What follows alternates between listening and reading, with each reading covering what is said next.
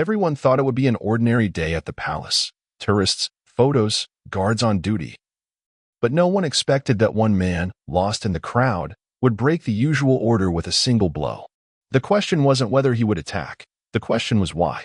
And when the glass exploded against the guardsman's shoulder, something began that the cameras would revisit for years to come. Only one thing was clear. This wasn't just a fight tonight. This was vengeance. The crowd outside the palace was buzzing with a familiar hum. Tourists clicked their phones, laughed, discussed the grandeur of the architecture. No one noticed the man in a gray jacket, standing in the shadows by the wrought iron fence. His fingers nervously clutched the neck of a glass bottle, in which a murky residue of cheap whiskey was splashing. His heart pounded in his temples. But not from fear.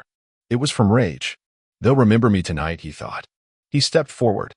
The palace shone in the winter sunlight, the guardsman standing perfectly straight, the picture of perfect discipline. That was his problem. The impeccability, the cold equanimity of those who stood there as his brother bled while help was late.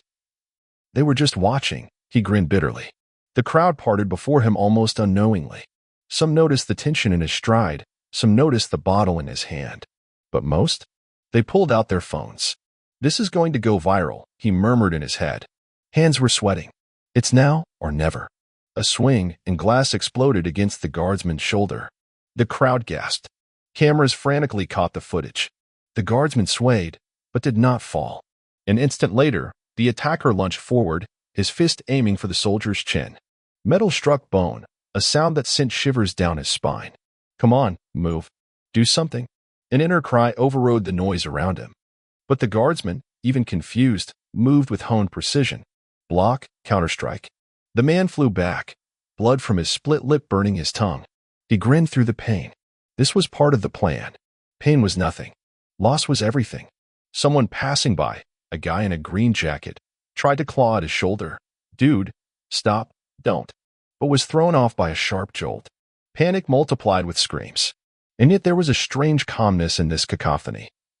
They won't stop me. The guardsman seized the initiative, dropping him to the cold stones. The air rushed out of his lungs with a wheeze. Pain spilled out in a wave, but his fingers had already found the inside pocket. A small metal ring. Everything was going according to plan. What are you doing? The voice of the guard beside me, heavy breathing, anger, or fear.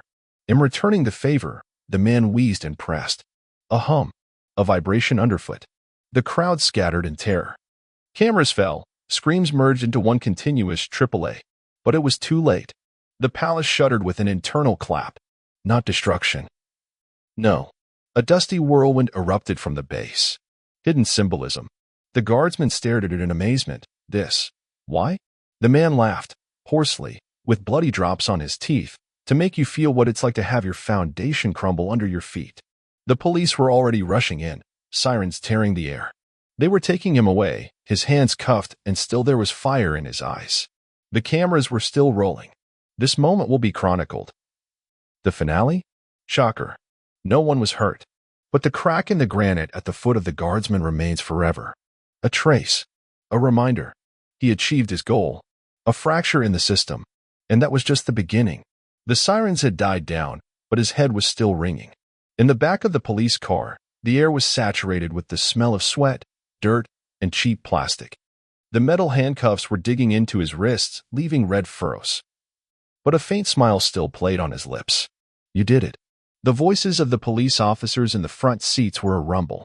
They chattered about the madman at the palace, about the crack in the granite, about how this would make the evening news. Great. That's exactly what he wanted. Not to hide, to be seen, to be heard. Look at him, one of the cops muttered. He's smiling. He's an asshole. Maybe he's psychotic, said the other. Or just an idiot. He grinned wider. No, guys. This isn't insanity. This is justice. The car slowed. The lot. Muffled doors, cold stares. Cameras on the ceiling followed his every move, but he was used to the lenses. Today they filmed him, all of them. Every movement, every breath. Footsteps echoed in the concrete corridors. This way. A policeman nudged him toward the door.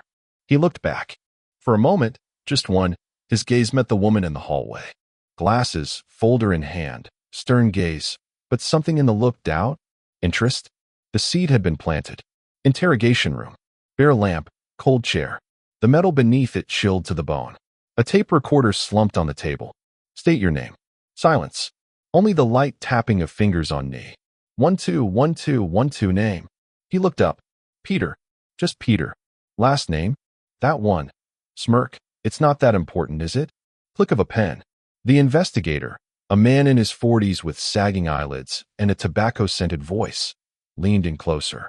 Do you realize what this is going to do to you? Assaulting a guardsman, public offense, creating panic. The list goes on. Peter grinned. You've forgotten the most important thing. What's that? I made you listen. All this time, you've been deaf.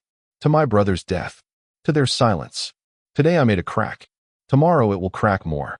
The air in the room seemed to thicken. For a few seconds, just breathing in the quiet hum of the lamp. You think you're a hero? Grinned the investigator. No, his voice became steely.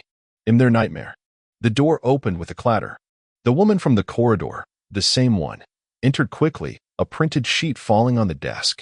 This is, the policeman hesitated. The press had already made a bloody martyr out of him. The video's going viral faster than we thought. It's perfect. Peter closed his eyes for a moment, feeling satisfaction throbbing under his skin. They'd taken the bait. You, the woman leaned toward him, voice quiet but sharp. You want attention? You'll get it. But you haven't realized one thing yet. Oh, I get it, he interrupted. The system's cracked. Now expect a collapse. Somewhere outside the window, a helicopter roared. Media cameras gathered at the entrance of the station. People argued in the comments, hero or terrorist. But he knew the answer. This was just the first drop before the storm, and he wasn't going to stop. The silence of the cell was deceptive. Outside the walls, there was noise, screaming reporters, camera flashes, police negotiations. And here, just a dripping faucet and his own breath. Every second felt like an eternity. But he waited. The handcuffs sliced his wrist with pain, but Peter hardly felt it. His thoughts were far away. In the past. The same winter night that had started with a phone call and ended with him being only 10 minutes late. Only 10. Enough for his brother to bleed out on the stone sidewalk while the guards watched with their backs straightened. Cold discipline. Soulless procedure. They called it exigent circumstances. Peter called it unarmed murder. The slam of the door brought him back to reality. Her again. The same woman from the hallway. The subtle scent of coffee, hair in a tight bun, eyes like an ice knife. Do you know what your mistake was? Her voice cut through the silence. You think you're making them weaker, but you've rallied them. Peter grinned. So they're scared then? That's nice. No. She threw the folder on the table. Pictures sprinkled across the surface. The palace after the explosion. Stones cracked. The base of the statue warped. A mark. You left a mark. Good. Now take a look. A news sheet. Numbers of views. Hashtags. Hashtag hero or criminal. Hashtag power shaken. The people have chosen.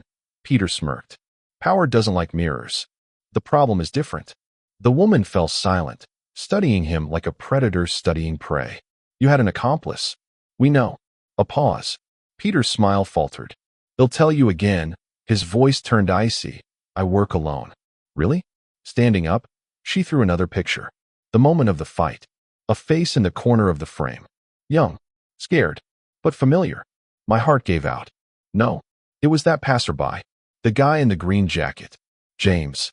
You dragged a student into this. An activist. He was just trying to help. Now he's being charged with aiding and abetting. How does it feel to leave behind not only cracks in the stone, but broken lives?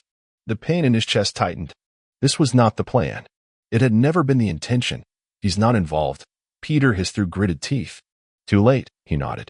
But you can fix this. Right now. A public statement that this is your personal revenge, nobody's fault. We'll give you the air. 5 minutes. Peter stared at the photo. James' face, fear and betrayal in his eyes. Shit. This was all going wrong. And what if I said no? My voice was breaking. Then tomorrow hell be where you are today. Only without a choice. Choice. A mixture of rage and guilt coiled in my stomach in a steel ball. Had come to break the system, not the people around him. But now? Now the blood wasn't just on their hands. The silence was broken by the phone ringing. A woman picked up the phone, nodded. It's starting. Outside the walls, screams. A crowd? Protests? No. More. What is it? Peter tensed. She smiled coldly. Your followers. You inspired people to riot. They gathered outside the palace. Someone set fire to a police car. It's starting to get chaotic, Peter. Question. Are you going to stop it? Or are you going to watch it burn? He was dizzy. He wanted a crack, but not a collapse. You have 5 minutes. The woman's voice became hard. Then you'll get away with it. For them and for you. Look what you've created. A monster or a movement.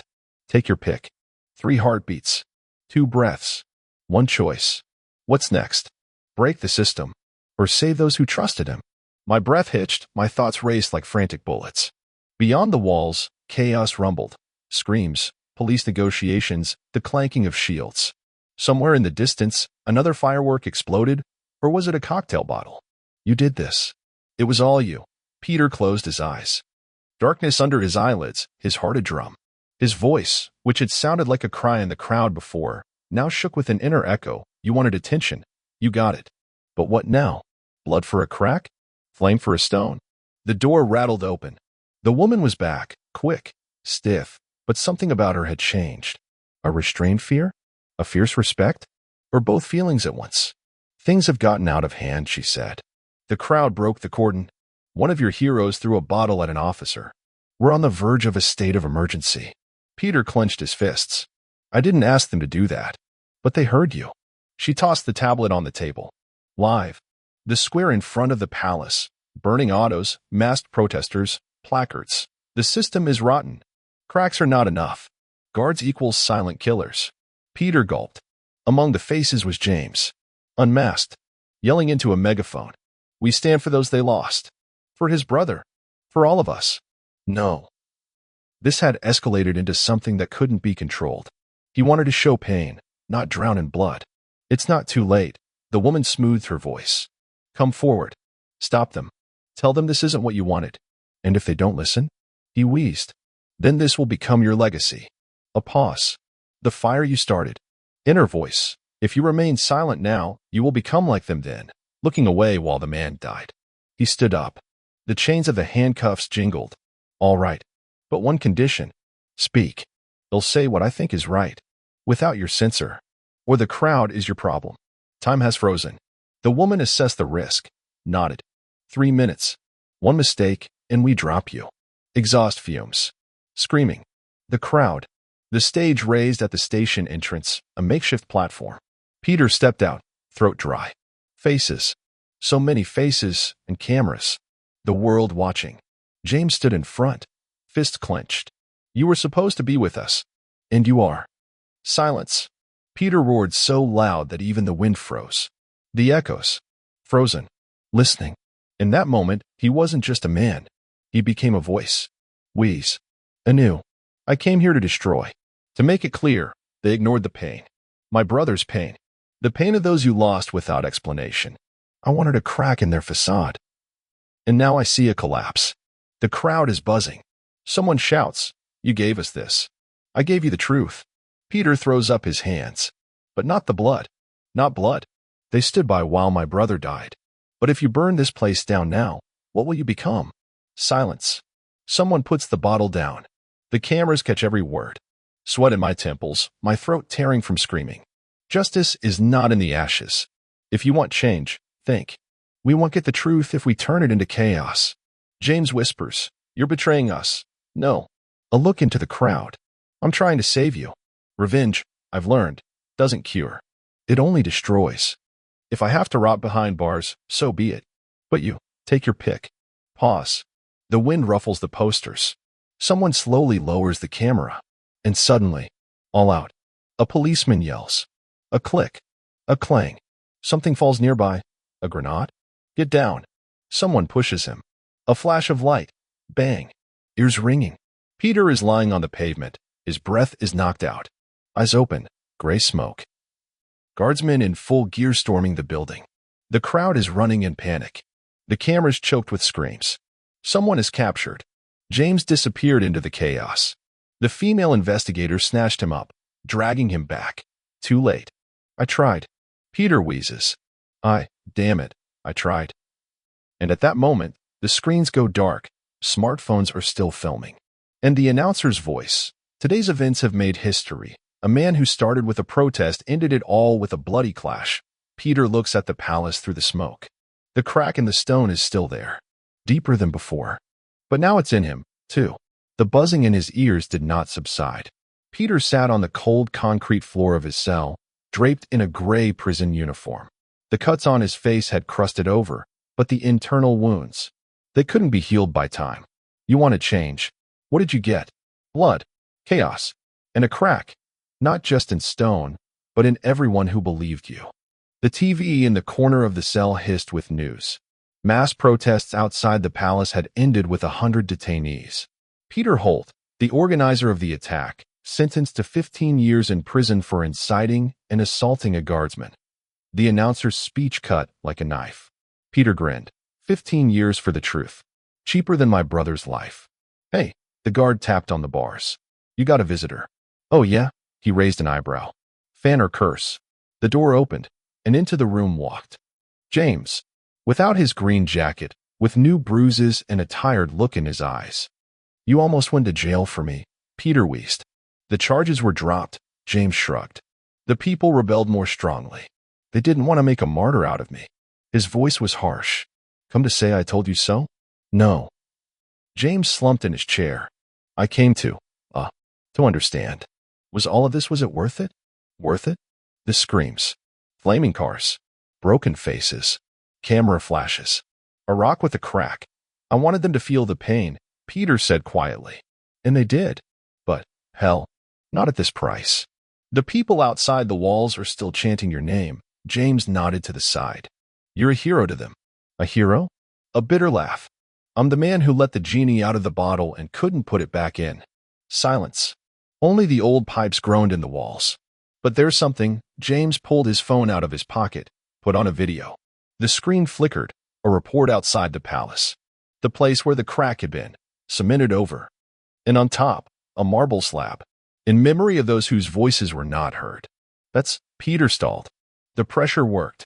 People got reform. Your brother's case was reviewed. Officers suspended. Compensation for the families. Too late. Maybe. James stood up. But the crack, it's not just in the stone. It's in the system. And you made it. Badly. Painfully. But you did it. Peter closed his eyes. His chest was a ball of emotion. Pride? Guilt? Emptiness? All at once. Forget about me, he said hoarsely. Live. Don't make the same mistakes I made. James smiled. What if mistakes are the only thing that changes the world? Footsteps. The door closed. Loneliness embraced again. Peter stared at the ceiling. Was it worth it? The loss, the pain. But if now someone will live thanks to the crack made by my rage. Maybe yes. Somewhere in the distance, the sirens still sounded. But it was over for him. Or just begun. Peter grinned through his tears. Brother, I hope you can see that. The end.